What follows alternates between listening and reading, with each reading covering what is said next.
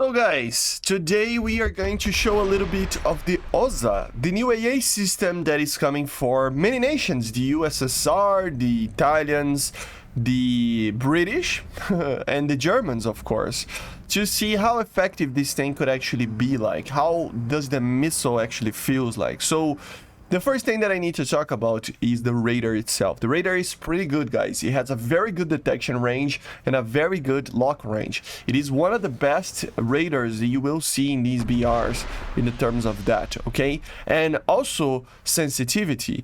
As you see, you can lock TV-guided missiles and intercept them, right?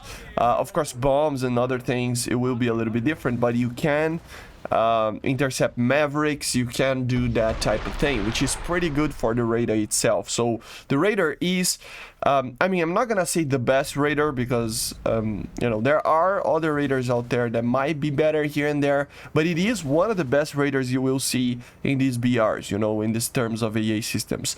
On the terms of the actual missile itself, the missile is complicated. It's more of a long-range missile, but not so long-range. Like, you cannot fire at above 10 kilometers, basically.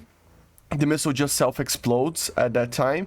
It stops burning like at around 80 kilometers, and then it has just a tiny little bit of energy. And I mean, it has energy to do more, but the battery probably runs out and the missile just doesn't have the time to get to the target and self-explodes, right? So you're not going to be able to hit targets like a Panzer, obviously, because this is a lower BR, right?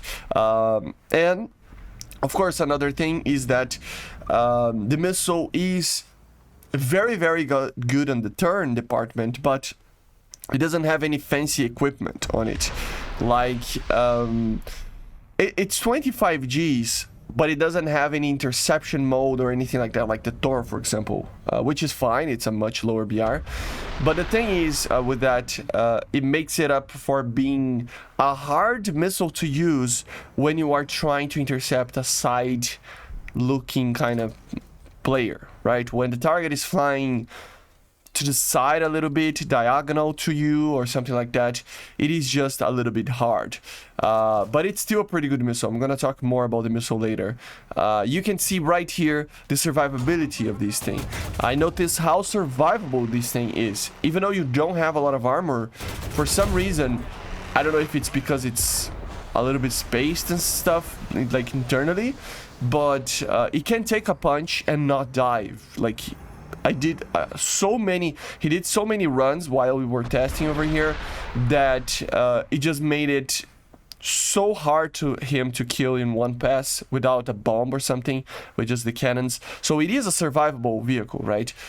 You just have to think that it's quite big and you will get shot a lot. Here it's an example of how the missile feels like. It feels like he wobbles a lot, and if the target actually turns, and this is basically maybe a kind of a tip for you that you're gonna face these radars and these missiles, try to just at the last minute change the direction rolling. It's the easiest way of making this missile miss.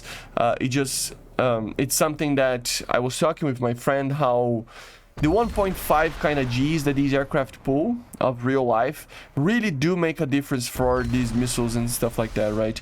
And yeah, it feels like the missile has enough maneuverability, but at the end of the day, it just at the last moment when you roll and pull 12, 13 Gs, the missile will not be able to react quickly enough. Okay, that's how it does feel like, you know. So although it's a great missile, you gotta think about that, okay? And another thing is that the missile itself, it takes a little bit of time to actually go for the target, you know. Like you have a minimum range that it's quite big, like 1 to 2 kilometers. So it's better for, I mean, this is the majority of the cases for, you know, SAMs, so it's nothing new, but it's a little bit more than some of the others, like the Tunguska, for example, on how the way that the missile is positioned and how it fires, right? So you just have to worry about that.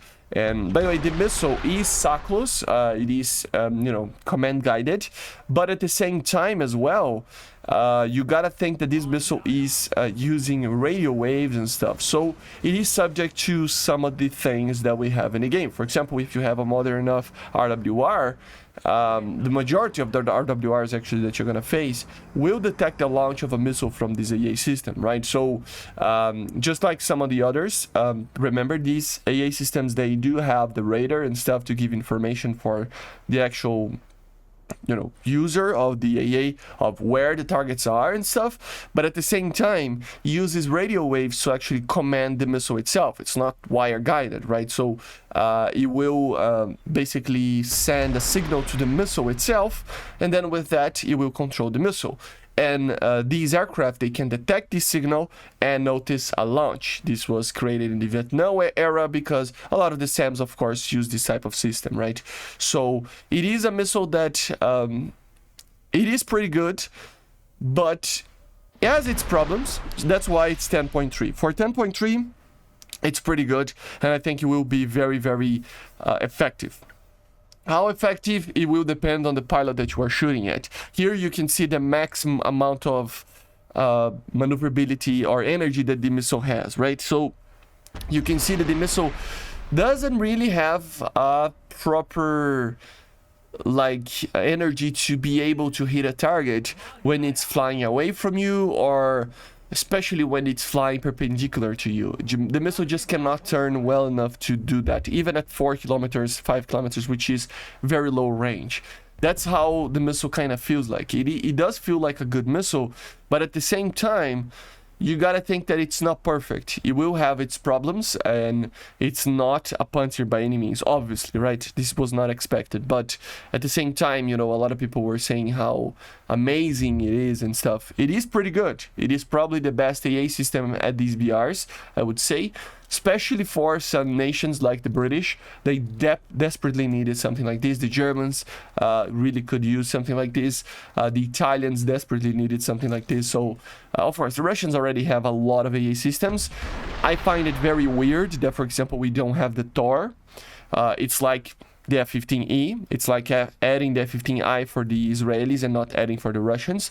But at the end of the day, the Soviets have so many AA systems that it's fine, but for the other nations, man, although it might not be the best thing ever, it is still a very powerful missile, a very powerful system. Has an amazing radar. It really does have an amazing radar. The missile, you have to get used to it. It's not the best thing ever, but it's not the worst as well. The target, it will basically dictate. It can defend itself very easily from this missile if he knows what he's doing.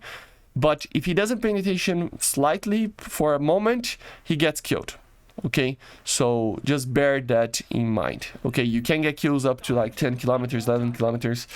More than that, I doubt they will have the range.